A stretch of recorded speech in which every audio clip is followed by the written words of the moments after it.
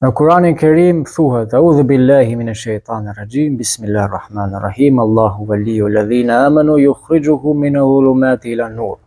Allahu është kujdestari i tyre që besojnë, e nxjerr ata nga errësira drejt dritës. Wal ladhina kafaru, dhe ata që mohojnë, kujdestarët e tyre janë taguti, awliya'uhum at-tagut yukhrijunahum minan nuri ila dhulumati ulaika ashabun nari hum fiha khalidun. E nxjerrin ata nga drita drejt errësirave. Ata janë banorët e zjarrit, aty do të jenë përgjithmonë.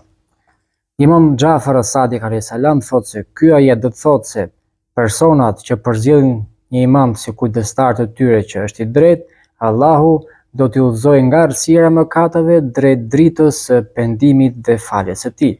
Ndërsa ata persona që bëjnë vepra të mira, ama përzgjedhin si kujdestar të tyre një imam të padrejtë, Allahu do t'i udhëzojë ata drejt errësirës së mosbesimit.